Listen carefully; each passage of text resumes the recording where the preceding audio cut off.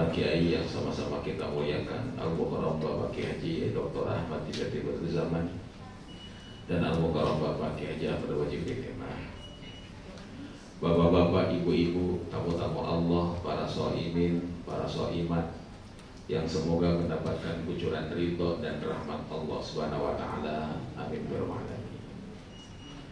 Alhamdulillah, rasa syukur sama-sama kita panjatkan pada Allah yang siang hari ini memberikan kesempatan pada kita semuanya untuk bisa berkumpul di tempat ini dalam keadaan kita berpuasa di bulan Ramadan di hari yang ke-13 ini. Kita mohon pada Allah semoga Allah terima amal ibadah kita semuanya dan Allah takdirkan kita semuanya untuk bisa berwukuf di padang Arafah di tahun ini. Amin ya rabbal alamin. Para jamaah rahimahullah, haji masih sekitar 2 bulan atau 32 bulan lagi ya. Syawal, Zulqa'dah, Dzulhijjah. 2 bulan lagi lah kira-kira. Kemarin jamaah rahimahullah selesai ceramah zuhur, saya bingung nggak bisa pulang karena sorenya masih ada ceramah lagi. Akhirnya saya mampir di mall jamaah rahimahullah itu. Di sambil nunggu ceramah sore, jalan-jalan ke mall. Ternyata mallnya masih sepi jamaah rahimahullah itu. Ternyata di mall ini ketemu dengan jamaah yang akan pergi haji. Saya tanya, Bapak lagi buat lebaran? Bukan Pak Ustaz, buat hajian. Jadi haji masih 2 bulan atau 3 bulan setengah lagi, tapi persiapannya sudah mulai dari sekarang. Dia nanya ke saya, Ustaz, nanti kita haji pakai sepatu apa pakai sandal? Saya bilang, Bapak, nanti haji itu jangan pakai sepatu. Berangkat aja kita akan ihram. Karena itu nggak usah pakai sepatu, Pak, tapi pakai sandal. Lah Ustaz, sandalnya gimana? Bukan kasih kita pakai sandal jepit? Oh, saya jawab, jangan sandal jepit justru. Kenapa sebabnya? Kan umroh mah kita pakai sandal jepit nggak masalah. Kalau umroh mah ul-ulannya, desak-desakannya cuma di dalam Masjidil Haram. Dan di Masjidil Haram itu Bapak Ibu-ibu ketika tawaf sa'i tidak pakai sendal, tidak pakai sepatu. Haji mah penuhnya itu bukan cuma di Masjidil Haram, tapi di Mina. Nah di Mina ini orang harus pakai sendal semuanya karena kita jalan ya lumayan kata saya. Dan di Mina beda dengan di Masjidil Haram. Saya bilang, Bapak, kalau cari sendal yang kalau dari belakang diinjak gak putus. Kalau sendal jepit putus nggak kira-kira? Kenapa sebabnya? Karena pengalaman kita banyak orang terinjak-injak di Mina itu karena pakai sendal jepit. Para jamaah rahimahullah begitu jalan rame-rame, desek-desekan, tiba-tiba jamaah rahimahullah diinjak belakangnya. Pas keinjak belakangnya copot pasti itu sendal. Mau diambil, mau dibenerin, di belakang didorong. Nggak diambil, kaki melepuh karena apa namanya jalanan panas.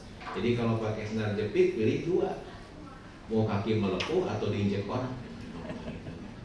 Karena itu carilah sendal yang kira-kira kalau diinjak tidak putus, yang kalau seandainya kena panas tidak kisut, mengkerut, yang apabila jamaah rahimahullah kena jemur tidak terlalu panas kalau kita pakai lagi. Kenapa? Karena yang paling banyak kita pakai sendal itu tidak lain dan tidak bukan di Mina, nanti dan di Arafah insyaallah.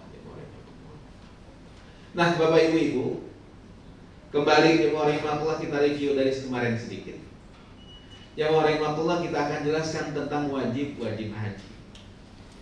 Bahwa dalam haji ini ada wajibat, ada furud, ada fardu-fardu, ada wajib-wajib, ada sunnah-sunnah.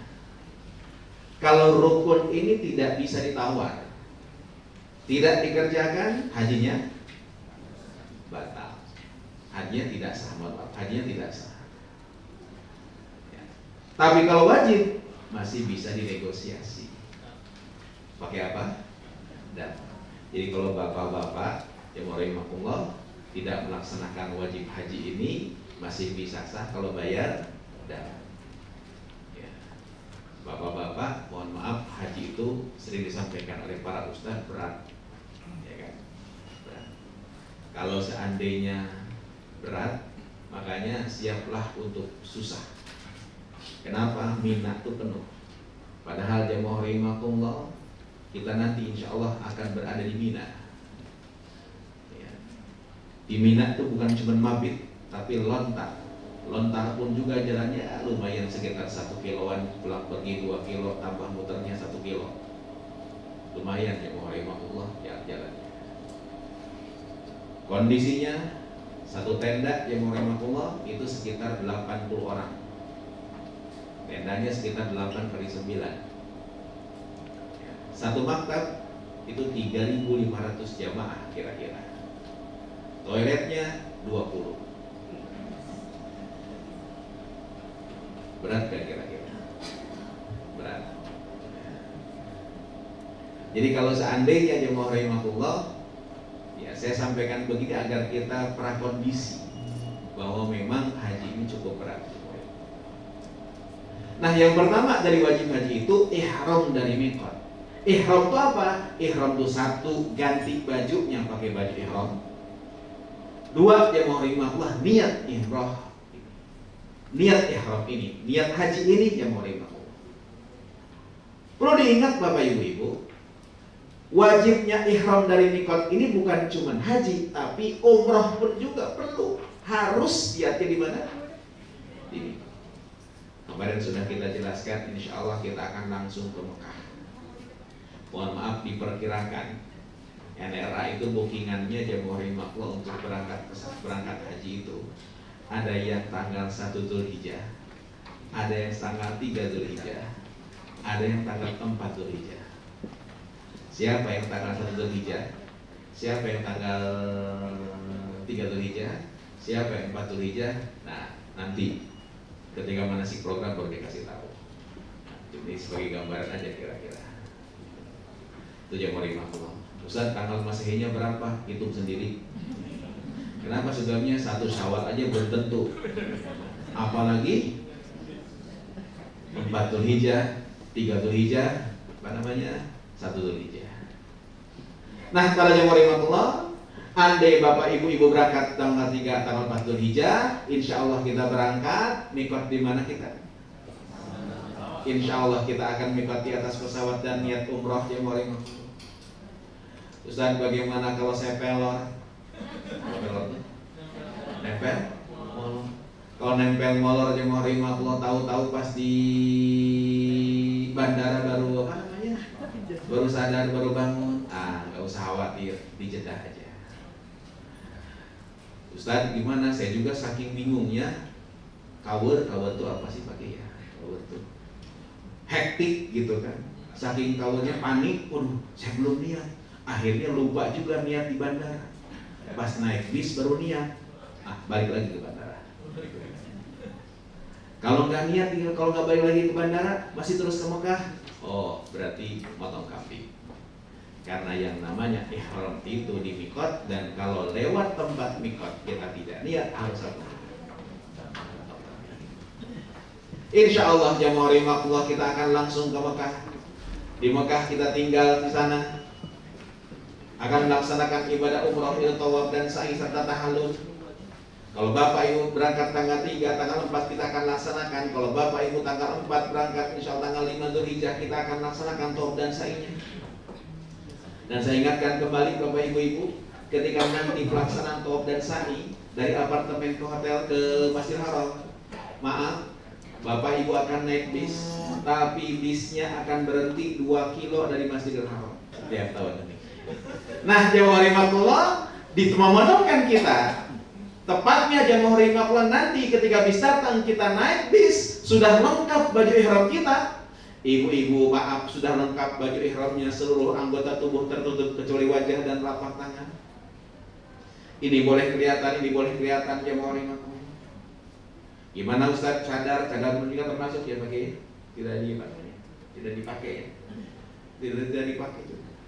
Nah, naik di bis baru kita niat ihram bersama-sama. Bismillahirrahmanirrahim sama-sama. Bismillahirrahmanirrahim. Labbaik Allahumma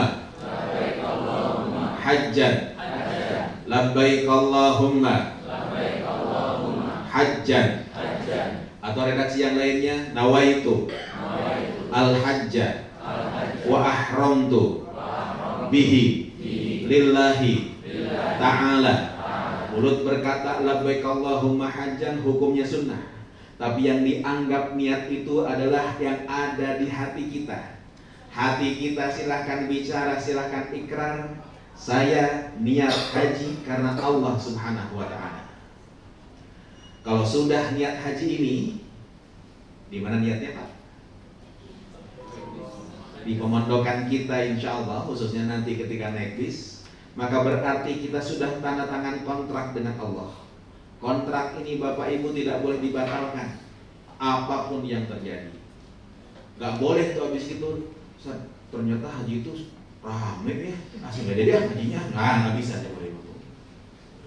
Yang boleh membatalkan haji ini, membatalkan niat haji ini hanya ihsar. Ihsar itu apa? Terkepung jemaah rahimahullah oleh peperangan, baru boleh membatalkan.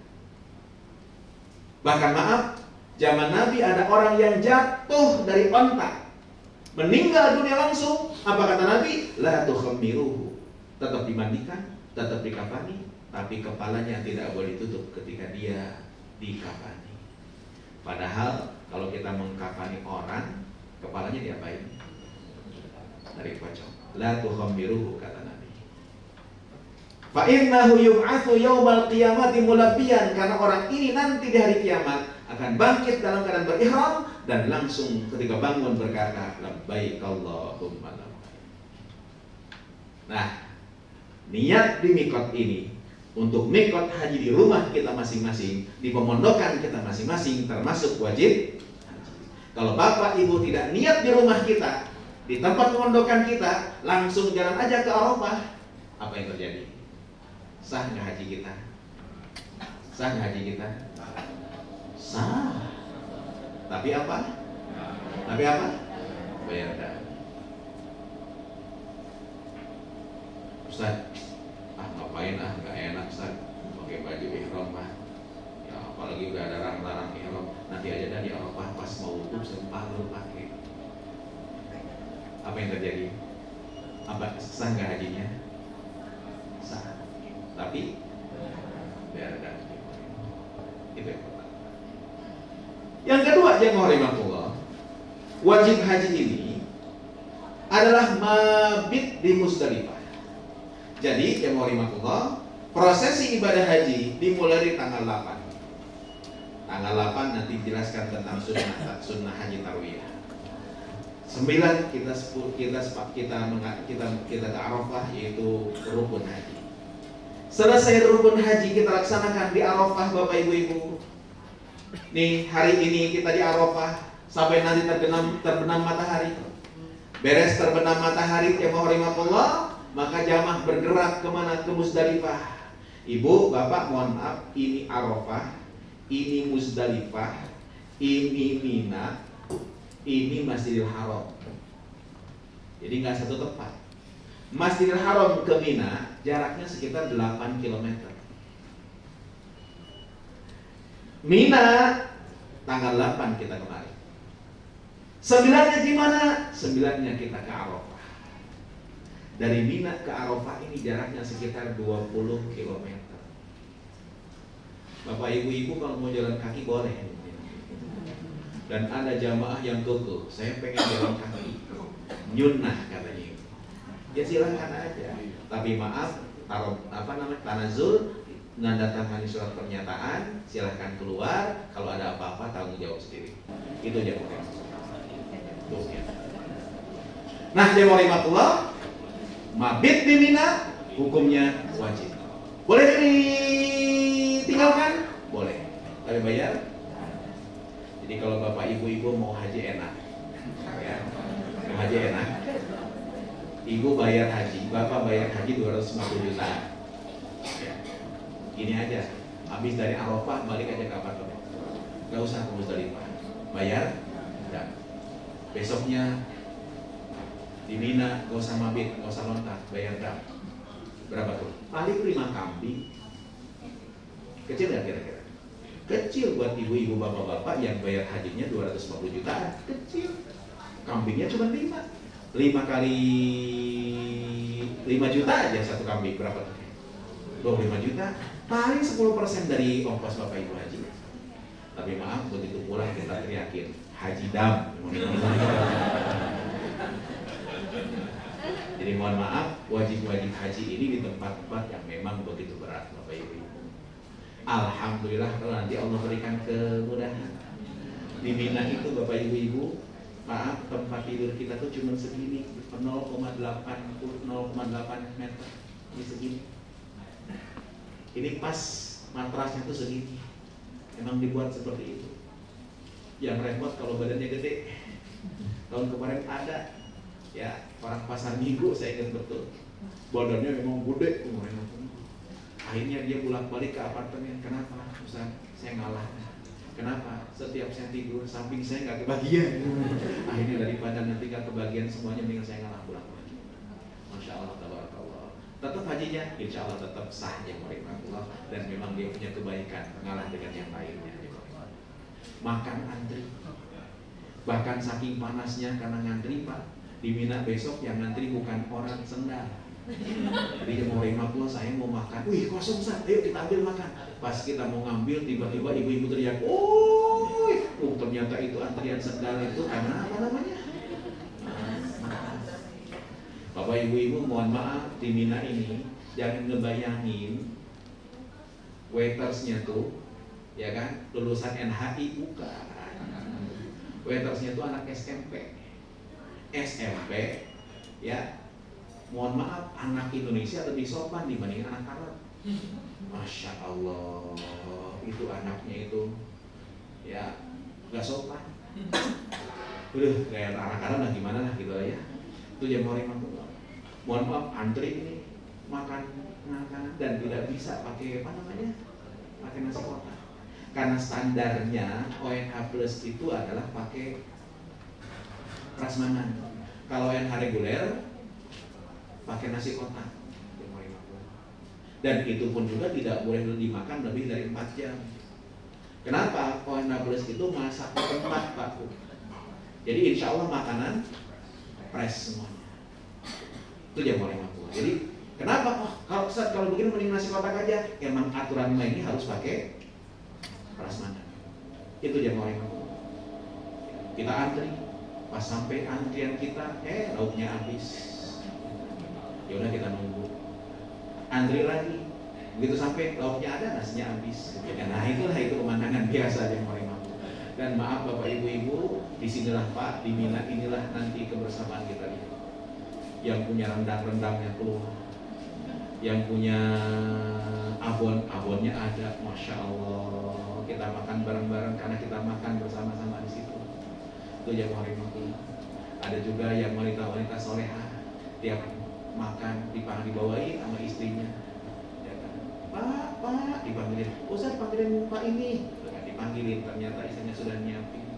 Istrinya yang ngantri, bapaknya yang enggak. Alhamdulillah, seperti itu yang hari-hari. Tapi jarang bapak-bapak yang bawain istrinya, gitu kan. Itu yang hari-hari di situ di Mina. Bapak ibu-ibu mohon maaf, makanan insya Allah berlimpah di Mina, minuman banyak berlimpah di Mina. Ya, itu yang hari-hari. Selanjutnya Bapak dan Ibu yang dirahmati Allah Subhanahu wa taala, tadi nama saya sudah dikemukakan ya, nama lengkap saya Ahmad Dimyati Badruzaman. Saya lahir di Karawang, tapi di Karawang itu hanya sampai SD dan MI saja. Kenapa? Karena begitu tamat SD dan MI, orang tua saya karena ingin supaya saya menjadi ajengan. Ajengan itu di Sunda itu artinya kiai atau ulama ya. Jadi disuruh mondok ke pesantren. Dari tahun ya tamat SD sampai 10 tahun saya dari pesantren, dan setelah 10 tahun di pesantren itu enggak puas dengan ilmu pesantren sehingga harus kuliah. S1 saya di PT IPI, perguruan tinggi Al-Quran Jakarta. 7 tahun lamanya kan harus hafal Quran dan tafsir-tafsirnya, hadis-hadisnya, fikih, usul fikihnya karena fakultas syariah. Ya, kemudian setelah 7 tahun gelar Dr. Andes itu Al-Hafiz, saya nggak puas, saya kuliah lagi di IIQ, Institut Ilmu Al-Quran, jurusan Ulumul Quran, Ulumul Hadis, 2 tahun, ketiganya bikin tesis untuk gelar MA, Magister Agama. Kemudian setelah gelar MA itu nggak puas juga dengan ilmu yang ada, kuliah lagi di UIN Syarif Hidayatullah Jakarta. UIN itu singkatan Universitas Islam Negeri Syarif Hidayatullah. 5 tahun lamanya, sehingga ke 6 tahun mungkin bikin disertasi dan dikukuhkan doktor di bidang tafsir hadis. Alhamdulillah, dan sekarang dipercaya juga sebagai ketua umum Majelis Ulama di Kota Depok. Selain kita bimbing terus manasik haji di NRA Group ini. Alhamdulillah. Mudah-mudahan kita bertemunya tidak hanya sekedar di Jakarta seperti ini, tapi insya Allah karena yang ada di depan ini akan membimbing juga Bapak Ibu ke Tanah Suci, sehingga insya Allah kita akan berbarengan sampai ke Tanah Suci, bahkan sampai pulang lagi kembali ke tanah air, dan mudah-mudahan membawa haji yang mabrur. Amin ya Allah ya Rabbal Alamin. Selanjutnya Bapak dan Ibu yang dirahmati Allah, berkenaan dengan sunnah-sunnah. Tadi sudah dijelaskan mengenai rukun-rukun dan wajib-wajib haji. Maka giliran saya akan menjelaskan masalah sunnah-sunnah haji. Ya, tadi sudah kompromi dengan Bapak Haji Wajihudin karena sunnah haji ini cukup panjang. Ya, insya Allah saya bagian A dan B, dan beliau insya Allah akan melanjutkan bagian C. Kepada Bapak Ibu, tolong bukunya dibuka aja biar lebih mantap ya. Halamannya 50. Di halaman 50 ada judulnya sunnah-sunnah ya. Jadi kita melihat langsung aja kepada bukunya, karena khawatir kalau enggak melihat ya nanti lupa lagi, sehingga agak sulit ya ilmunya. Karena ada pepatah mengatakan al-ilmu saydun ya, jadi ilmu itu bagaikan binatang buruan yang tidak mudah untuk dikejar. Maka dengan tulisan semacam ini insya Allah sebagai qaiduhu, sebagai pengikat. Jadi kalau Bapak Ibu lupa bisa lihat lagi kepada buku yang ada. Baik, kita mulai saja Bapak Ibu yang dirahmati Allah mengenai sunnah-sunnah dalam ibadah haji. Yang pertama ada kaitan dengan satu mandi ihram, yang kedua talbiyah, yang ketiga tawaf, dan yang keempat adalah amalan-amalan sunnah lainnya. Kita akan bahas mengenai bagian A, sunnah ihram. Bapak Ibu yang dirahmati Allah, tadi dikatakan bahwa ya ihram ini adalah termasuk rukun ya. Kalau ihramnya sendiri, niat ihram baik dalam umrah maupun haji itu termasuk rukun. Sehingga kalau misalnya ketika Bapak Ibu ihram tapi enggak niat, dan niat itu fil qalbi ya, dalam hati, tidak cukup dengan lisan. Kalau di lisan hanya sunat. Misalnya yang niatnya tadi kalau umroh, karena kita haji tamattu, mendahulukan umroh kemudian haji. Jadi ketika kita pas di lam nanti di pesawat, kita niat umroh dulu ya, supaya mengingatkan, walaupun mungkin Bapak Ibu sudah ngerti, tapi supaya paham, supaya ingat begitu, jangan lupa lagi. Saya contohkan niat umroh. Bismillahirrahmanirrahim. Labbaik Allahumma umratan. Ya, atau bisa yang kedua, nawaitul umrata wa ahramtu biha lillahi ta'ala. Ya, aku niat berumrah dan berihram dengannya semata-mata karena Allah Ta'ala. Jadi dalam hati harus adanya. Nah, niat ihram itu hukumnya rukun, bukan wajib lagi, tapi rukun, tidak boleh tidak. Kepada Allah kita beribadah, maka diberi nama dengan al-ikhlas. Kemudian kita lanjutkan yang keempat, menghadap kiblat ketika akan memulai ihram. Jadi sunnahnya menghadapnya ke arah kiblat atau ke arah Baitullah. Kemudian mengucapkan niat dengan lisan serta berdoa setelah. Jadi niatkan dengan lisan kayak tadi, nawaitul ihram ya, nawaitul umrah. Kemudian niatnya maksudnya mengucapkan niat dengan lisan serta berdoa setelah niat ihram. Kemudian kita berdoa, ya Allah, mudah-mudahan ihram saya ini dikabul, diterima dan lancar perjalanan kami dalam ibadah haji dan umroh. Itu berdoa kepada Allah sesuai dengan yang kita kehendaki. Kemudian setelah itu memperbanyak bacaan talbiyah dan sholawat. Jadi setelah kita niat ya ihram tadi, kemudian kita perbanyak talbiyah ya dan sholawat kepada Nabi. Talbiyah sudah pada hafal semua? Belum? Coba saya tuntun ya. Bismillahirrahmanirrahim. Labbaik Allahumma labbaik. Labbaik la syarika laka labbaik. Innal hamda wan ni'mata laka wal mulk la syarika lak. Sekali lagi, labbaik Allahumma labbaik. Labbaik la syarika laka labbaik. Innal hamda wal ni'mata laka wal mulk la syarika lak. Supaya ganjil kita sekali lagi, labbaik Allahumma labbaik.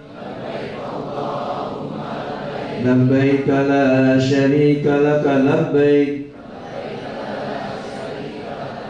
Innal hamda wan ni'mata laka wal mulk la syarika lak. Itu kita perbanyak ya.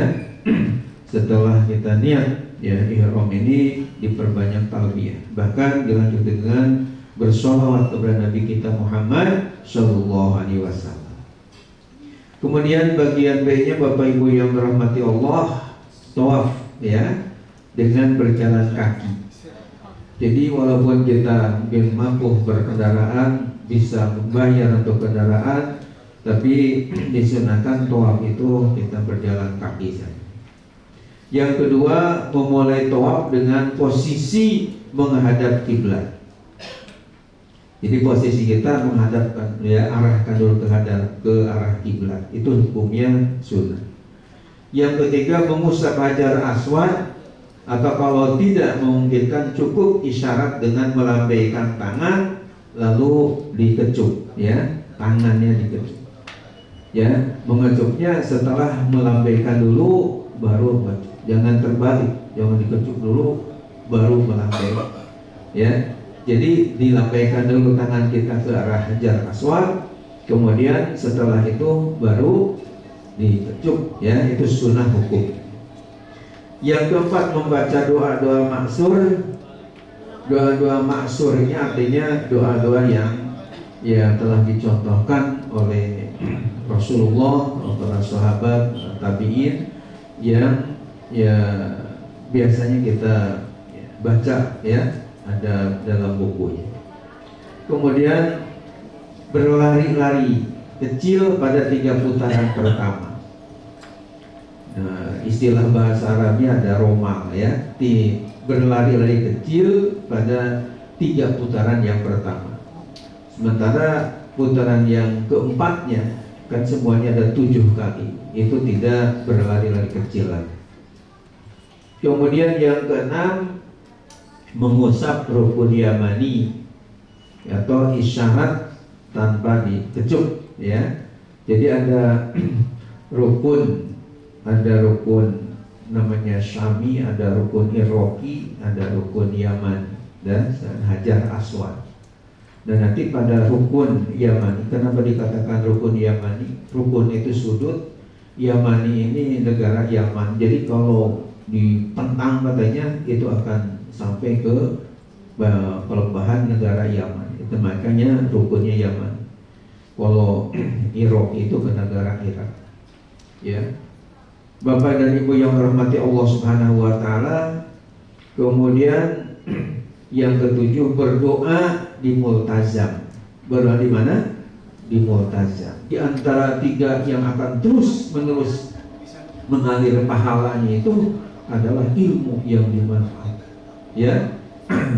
Jadi bisa kita menulis terus dibaca oleh orang banyak, mengambil manfaat dari yang kita tulis, itu luar biasa. Pahalanya tidak akan berhenti, tidak akan berhenti terus, walaupun sudah terbujur di alam kubur akan ngalir terus-menerus. Bahkan saya baca orang yang banyak tulisan kayak Syekh Nawawi Al-Bantani, Imam As-Suyuti, Imam Syafi'i, Imam Al-Ghazali, dibandingkan katanya dengan seorang wali yang bisa terbang ya di atas angkasa, atau bisa duduk di atas daun, atau bisa berjalan di atas air atau di atas laut. Itu masih utama, lebih afdol orang yang mengarang buku atau kitab ilmiah yang bermanfaat. Kenapa? Alasannya lebih berguna, lebih afdol yang kiai atau ulama yang mengarang buku atau mengarang kitab.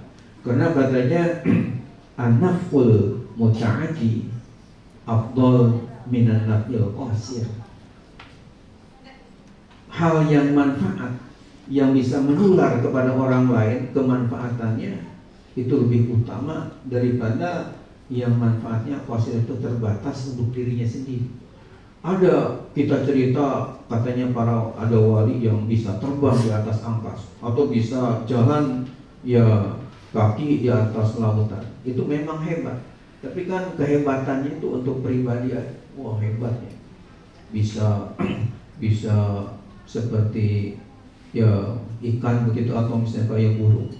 Tapi kalau nulis kitab karya ilmiah kayak Imam Syafi'i dengan Al-Umnya, Imam Ghazali dengan Ihya dan yang lain, Imam As-Suyuti dengan Al-Itqan, ya Imam Nawawi dengan Riyadhus Shalihinnya dan yang lain-lainnya. Itu walaupun beliau sudah wafat, bahkan Imam Syafi'i wafatnya 204 Hijriah, sekarang sudah 1445, lebih dari 1200 tahun yang lalu, tapi karya-karya terus diterbitkan. Ya, saya sendiri memiliki kitab fikihnya atau Arisalah Ushul Fikih. Padahal beliau sudah 1000 tahun lebih meninggalkan alam fana, alam dunia. Dan saya yakin sampai hari kiamat itu kitabnya tidak akan henti-hentinya diterbitkan lagi. Jadi itu pahalanya luar biasa ya, dibaca orang. Gitu. Jadi ilmu yang bermanfaat itu sangat berharga. Yang kedua, isi dari minum air zam-zam doa tadi adalah wariskun wasi'an, dan semoga Allah memberikan rizki yang lapang. Bapak Ibu, rizkinya mau yang sempit mau yang lapang, mau yang banyak mau yang pas-pasan ya, banyak ya. Kalau saya walaupun gak banyak, pas-pasan gak apa-apa ya. Ketika mau beli rumah pas uangnya ada, ketika mau beli mobil pas, mau ke Mekah pas, mau nikah lagi pas. Jadi uangnya itu ada terus ya, jadi pas ada terus ya, walaupun pas-pasan ya, insya Allah menjembatkan rizkinya. Dan kemudian yang ketiga, doa dari minum air zam-zam tadi, wasyifaan min kulli da'in wasaqam. Dan ya Allah, mudah-mudahan saya ini disembuhkan. Syifa itu artinya obatnya itu sembuh min kulli da'in wasaqam, dari segala penyakit-penyakit baik yang lahir maupun yang batin, ya. Penyakit lahiriah yang nampak. Kalau yang batin ini penyakit hasud, penyakit sombong, penyakit bahil, pelit alias koret alias popet, bedekut, berengkel, jahe, bergehese, ya. Itu namanya penyakit bahil tadi. Itu mudah-mudahan dihilangkan ya Allah, sehingga berubah yang tadinya bakhil, pelit menjadi sakhawah, sahiyun, orang yang dermawan. Yang tadinya aslan, malas, lazy bahasa Inggrisnya, menjadi nasyid, menjadi diligent, jadi rajin, ya. Yang tadinya suka takabur, sombong, sombong sekali, diganti dengan tawadu. Tawadu bukan artinya tahu warna duit, tapi rendah hati, ya. Jadi pokoknya yang hal-hal yang jelek dirubah, disembuhkan oleh Allah menjadi positif, menjadi baik. Bapak Ibu yang dirahmati Allah, itu doa diminum air zam-zam saja kalau 3 hal dikabul oleh Allah. Yang pertama, diberi ilmu yang banyak dan bermanfaat. Yang kedua, diberikan rezeki yang lapang, yang jembar. Yang ketiga, segala penyakit yang ada dalam diri kita disembuhkan oleh Allah, jadi sehat terus. Itu kan luar biasa, ya. Padahal dari air minum zam-zam aja. Bapak Ibu yang dirahmati Allah, makanya jangan lupa, jangan langsung geletuk diminum aja, ya. Dibacain doa dulu. Kalau di sana waktu lupa nggak hafal, itu minta dibimbing oleh Pak Ustadz, Pak Kiai. Biasanya saya juga sudah bimbing, ayo Bapak Ibu kita kumpul, sebelum minum kita doa dulu. Jadi diikuti nanti, ya. Yang jelas tidak langsung minum. Yang terakhir, Bapak dan Ibu yang dirahmati Allah, nomor ke-10-nya mualah. Mualah itu dalam kurung berurutan atau terus menerus. Artinya dalam tawaf itu tidak, kalau bisa nggak ngasok dulu, ya. Jadi terus, ya. Yang 7 putaran itu mualat bahasa Arabnya, ya. Terus menerus dilakukan. Mudah-mudahan dengan kita tahu tentang sunnah-sunnah baik dalam ihram maupun dalam tawaf, semakin ya bagus ibadah haji kita sesuai dengan perintah Rasul, khudhu anni manasikakum, ambillah dari aku manasik kalian. Bapak Ibu yang dirahmati Allah, demikian insyaallah bagian C akan dilanjutkan oleh Bapak Kiai Wajihuddin, ya. Dan berkaitan dengan buku-buku tadi, saya melihat tentunya Bapak Ibu masih banyak yang haus tentang masalah-masalah keagamaan. Mungkin banyak juga yang beda latar belakangnya. Kalau kami yang ada di depan ini memang dari kecil sudah suruh pesantren, sudah mengaji kitab-kitab keagamaan. Mungkin di antara Bapak Ibu ya sekolah umum, nah sehingga belum, katakanlah belum tertinggal ya untuk terus belajar, apalagi mau ibadah haji ke tanah suci. Selain nanti di Makkah, di Madinah rajin baca Quran, juga tentunya membaca buku-buku yang berharga, yang bermanfaat, sehingga tambah-tambah kemakmuran kita. Dan saya doakan yang pesan atau beli buku, rizkinya oleh Allah ditambah berkah, ya. Dan hajinya mudah-mudahan semuanya hati mabrur, amin ya Allah ya Rabbal alamin. Sudah kita bahas, sudah kita kaji tentang rukun-rukun haji yang pertama, ya. Yang kedua apa? Wajib-wajib haji. Ketiga sekarang sunnah-sunnahnya.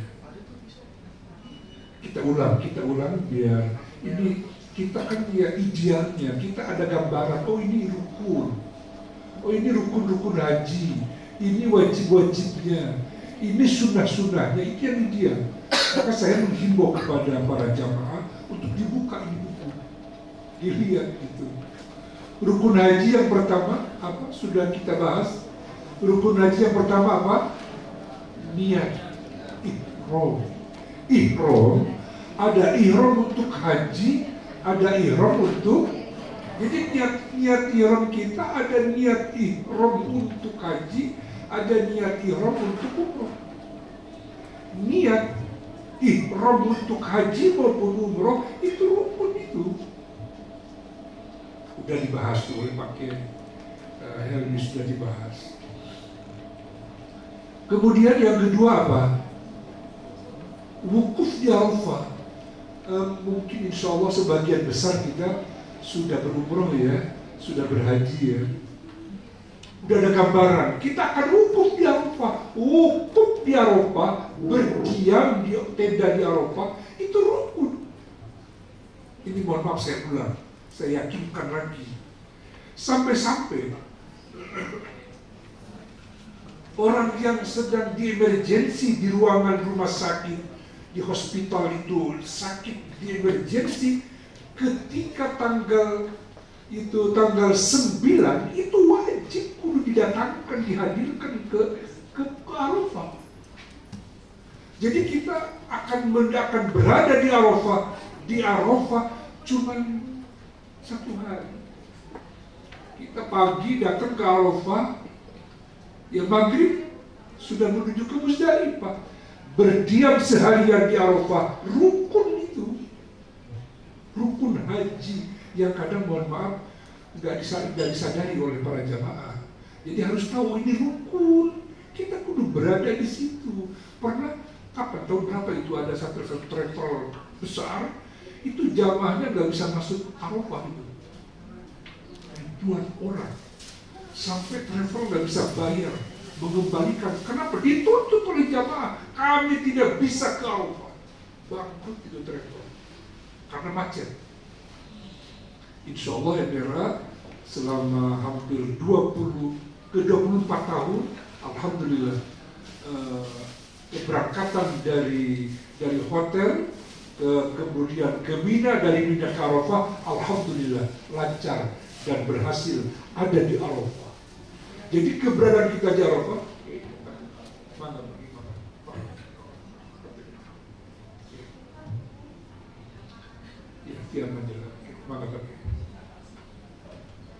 jadi keberadaan kita di Arafah harus ada di Arafah tanggal berapa?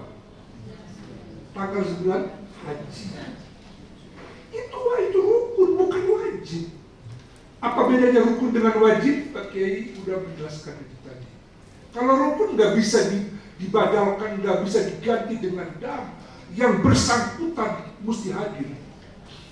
Yang sakit aja dibawa itu pakai mobil ambulan. Mulai ini dari jam berapa ya mulai wukuf di Arafah yang waktunya dari zuhur sampai maghrib? Berapa jam itu? 6 jam, 5 jam. Iya, rata-rata. Begitu masuk Dhuhr tanggal 9 kita ada khutbah wukuf di Arafah. Kemarin terakhir saya kebagian, alhamdulillah ikut berkhutbah, kalau beliau duluan. Saya tahun kemarin khutbah di Arafah kemarin, alhamdulillah. Begitu selesai kita mendengarkan khutbah khatib di Arafah, nah, kemudian sholat duhur dengan asar di jamaah takdim 2 rakaat. Dari duhur sampai maghrib. Begitu maghrib, menjelang maghrib mau terbenam matahari, ini biasa beliau ditugaskan oleh travel berdoa, disunahkan ketika mau tenggelam itu matahari masuk maghrib, beliau yang mimpin, kita ikut di belakang mengaminkan, karena itu termasuk sunnah Nabi. Ketika mau berakhir wukuf di Arafah, Nabi berdoa sampai maghrib masuk. Selesai berdoa, kita semua udah punya wudhu. Di situ kita nanti sholat maghrib dan isya jamaah takdim. Sekalipun sebetulnya Bapak Ibu, sholat maghrib isya sunnahnya jamaah takhir di Muzdalifah. Tapi pertimbangan para kiai di MRA di Muzdalifah terlalu padat kita. Dulu tahun berapa kita, Pak Kiai ya, kita selalu tidur bermalam ya di Muzdalifah. 2016 itu ya, kita beberapa kali tidur karena belum begitu padat, gimana ya? Tapi kalau sekarang di Musdalifah itu malam tanggal 10 itu 10 haji. Kalau di Indonesia lagi takbiran. Sekarang Masya Allah padat banget di Musdalifah. Beristirahat sebentar, sore kita udah dari transit ke Mina lagi kita. Tapi udah pakai baju biasa, nggak pakai kain ihram lagi. Tapi tahun-tahun sebelumnya tidak begitu. Dari Musdalifah nggak ke Mekah karena nggak bisa macet. Kita langsung jamaah ke Mina, Pak. Pada malam itu. Dari Mina sebentar kita masih pakai kain ihram, langsung melontar Jumratul Aqabah, satu lubang. Itu melontar itu wajib gitu. Di Musdalifah itu wajib haji ya, bukan rukun haji. Berada di Musdalifah itu wajib haji, Pak. Ini saya ingin meyakinkan supaya kita bisa membedakan. Oh ini yang rukun, oh ini yang wajib gitu. Selesai melontar, kalau memang kita nggak ke Mekah itu pada dari Musdalifah, melontar Jumratul Aqabah, nah udah melontar Jumratul Aqabah, baru kita dicukur di botak. Dan kita pakai baju, pakai kain ihram, diganti pakai baju biasa. Itu kemarin sebelumnya seperti itu kita. Tawaf, sa'i belum nanti kita setelah dari Mina nanti tawaf dan sa'i. Tapi tawaf sa'inya nanti kalau udah Jumratul Aqabah dari Mina, kita nanti tawafnya nggak pakai kain ihram lagi.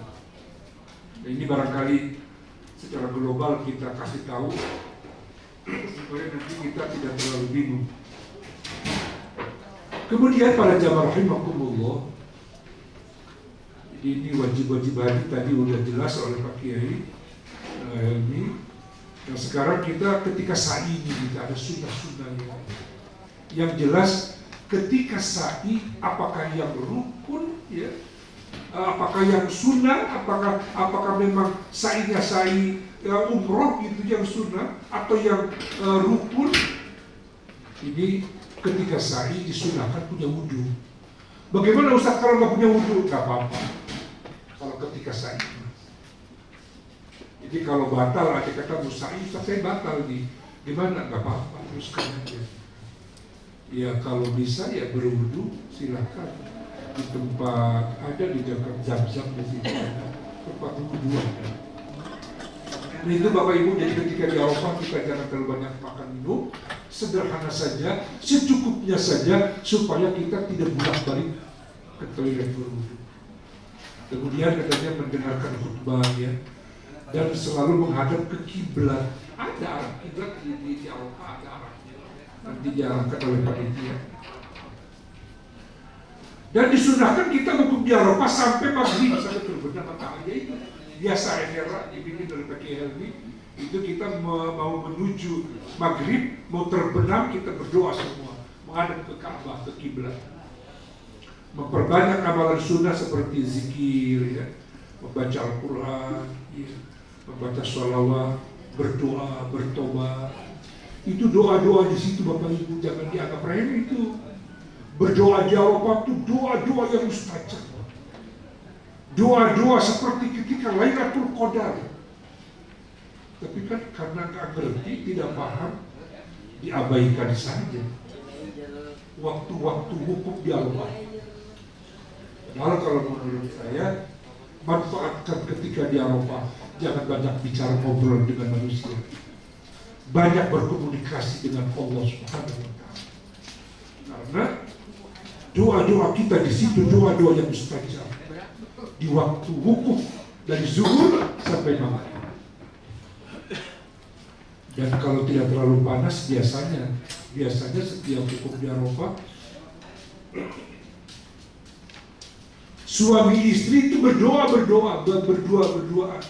suami istri di luar tenda.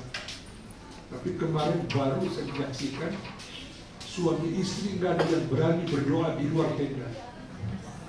Ya begitu.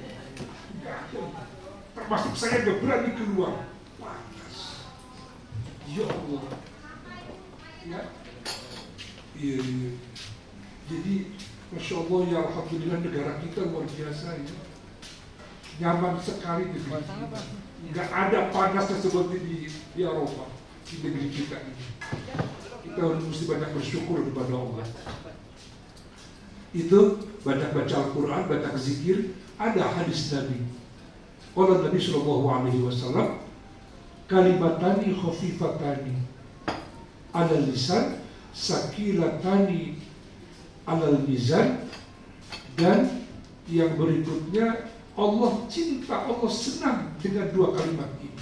Jadi bahasa kitanya ada dua kalimat ringan mudah diucapkan oleh lidah, tapi membuat berat timbangan kita nanti di akhirat. Dan Allah senang dengan dua ucapan itu. Apa itu kalimatnya? Itu Subhanallah walhamdulillah wa la ilaha illallah wallahu akbar. Subhanallah atau Subhanallah wa bihamdihi subhanallahil azim. Atau banyak ya kalimat yang lebih banyak lagi, Subhanallah walhamdulillah wa la ilaha illallah wallahu akbar. Kan itu gampang diucapkan oleh kita. Coba tolong ketika di Eropa minimal 1000 kali dibaca. Kita jangan banyak, kalau menurut saya jangan banyak ngobrol dengan orang lain, banyak ngobrol dengan Allah saja. Perbanyak baca kalimat yang dicintai oleh Allah, akan membuat berat timbangan kita di akhirat. Subhanallah walhamdulillah wa la ilaha illallah wallahu akbar, la haula wa la quwata illa billahil aliyil azim. Ya kalau lebih yakin lagi ada hitungannya yang kecil itu ya, apa namanya itu? Ya itu bawah, tolong disiapkan supaya kita terarahlah begitu. Oh ya, saya 1000 kali baca waktu di Arafah. Oh itu pahalanya luar biasa. Khusyuk katanya ya, hatinya khusyuk, fokus maksudnya lah, difokuskan. Bapak Ibu kalau mau berdoa di situ, doa buat keluarga kita, anak-anak kita, adik-adik kita, orang tua kita mungkin sudah wafat atau masih ada, di situ doakan ketika di Arafah. Doa-doa seperti malam Lailatul Qadar, Bapak Ibu. Tidak semua orang bisa di Arafah. Orang rukun kok kita berada di situ. Diperintahkan Allah langsung. Allah dekat dengan hambanya yang sedang di Arafah itu. Allah turun ke muka bumi di Arafah. Masya Allah, luar biasa ya. Kemudian menjaga lisan katanya ya, untuk tidak mengucapkan yang nggak berguna, apalagi yang kotor atau barangkali marah, nggak boleh lah. Kita kendalikan karena dosanya juga besar ketika di Arafah ini. Hati-hati, jaga, sabar saja kita. Ada hal-hal yang kurang enak, sabar, istighfar, mohon ampun kepada Allah Subhanahu wa ta'ala. Terakhir, sunnah-sunnah mabis di Muzdalifah. Sunnah-sunnahnya ini sholat jamak takhir maghrib dengan isya. Memang sunnahnya begitu, maghrib dan isya di Muzdalifah. Cuma kondisi tempat nggak memungkinkan sekarang. Padat, penuh, bingung, mobil aja nggak tempat parkir. Kalau diem lama-lama diusir itu bis kita. Jadi makanya jamaah oleh kita tidak boleh turun. Kalau turun nanti bis berjalan, kita ada di luar, bingung bis keluar. Jadi makanya nggak boleh turun ketika di Muzdalifah. Mengambil kerikil katanya di Muzdalifah, tapi ini muassasah ini yayasan yang mengelola haji itu mereka sudah mempersiapkan udah ngasih buat kita, ngasih batu kerikil buat melontar di Mina. Satu kantong sudah dikasih semuanya di Arafah. Jadi sekarang mah nggak turun. Kalau dulu saya tahun 2000 saya haji, 2003, 2004 itu turun kita. Kosong kok bisa. Bahkan nginep sampai subuh kita di Muzdalifah. Itu kita cari batu tuh untuk melontar Jamratul Aqabah 7, tanggal 10 tuh. Tanggal 11 3 lubang ya, Jamratul Aqabah ula, wusto. 7 kali 7 batu. 3 kali 7 berapa ya? 21 ya? Iya. Jadi 21 sama 7 berapa itu? Tapi itu dikasih sama yayasan, sama travel banyak kita lebih sekarang. Alhamdulillah batu udah mudah sekarang. Udah sekarang ya. Itu sunnahnya begitu, tapi sekarang alhamdulillah dipermudah. Kalau dulu di zaman nenek saya, cerita nenek saya tahun 75, nenek saya 75 masih pakai kapal laut dari Tanjung Priok. Cerita dia di Musdalifah gelap itu, di Musdalifah gelap, dan itu bawa baterai. Makanya dulu jamaah haji, kalau berjamaah haji wajib bawa baterai. Kalau sekarang di Musdalifah terang benderang kelihatan. Dulu nggak pakai baterai, nyari batunya, nyari batu dan nginep di situ. Begitu pagi hari udah dikumpulin di wadah, ternyata tai unta, ternyata bukan batu. Cerita nenek saya itu. Karena memang begitu dulu ya. Sekarang batu split ya udah banyak. Dialurkan di situ apa kerajaan Saudi.